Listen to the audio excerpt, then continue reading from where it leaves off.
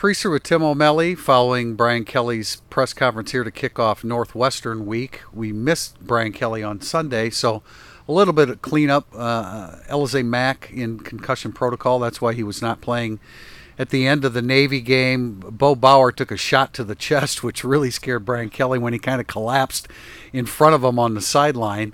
And as far as Drue Tranquill, listed as questionable right now, but Brian Kelly is very optimistic about the possibility of him playing. He's a grad student, so he can put all of his concentration onto rehabbing this week, and he's not ruling it out. He said questionable, but day to day. So he's optimistic that Drue Tranquill will play this week. And he's kind of superhuman in his recovery powers and in his determination. I can't imagine he could play effectively this week, but if he can get out there and kind of be viable on the field once in a while, and then you can help the guy stepping in for you. Kelly mentioned it could be Jordan Jidmark-Keith.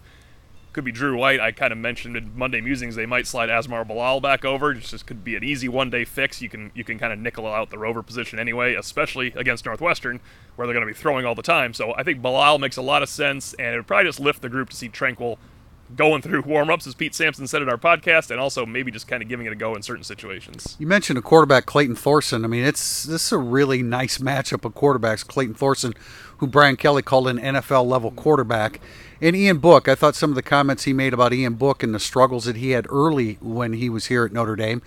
Brian Kelly said that he was always a 70% thrower, at least coming out of high school.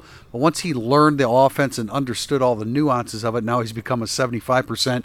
And then the last 2 weeks, an 80% thrower. Well, I thought it was good to hear Brian Kelly say, you know what, quarterbacks make mistakes, and he stopped making them. And that's why he got in, because we had always heard that Ian Book didn't look great in practice and couldn't figure out why. And it turns out Kelly gave one example. It's probably an example of many, but it's small.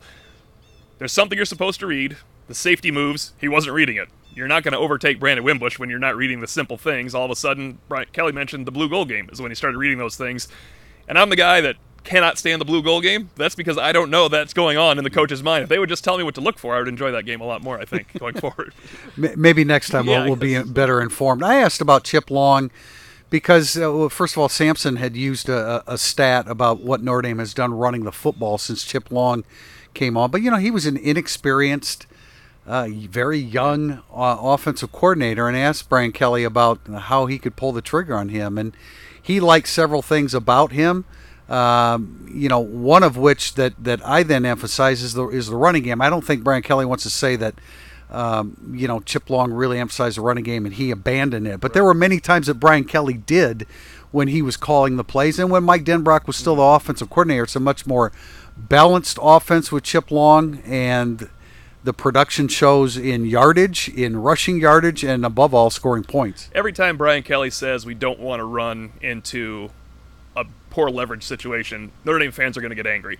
But he is right, because when you have Ian Book, you can pass your way out of those. Like, you and I both cannot stand extension of the running game as a short passing game, but it is when you still run the ball. It's not a replacement for it. When you run the ball physically and stay with the run as prudent as humanly possible, I think it can be an extension. Now, every once in a while, I think it still pops in where you're getting a little cute because you can pass so well, but Notre Dame really has found a pretty good balance of the power running game with what they have. I mean, they don't have Nelson and McGlinchey.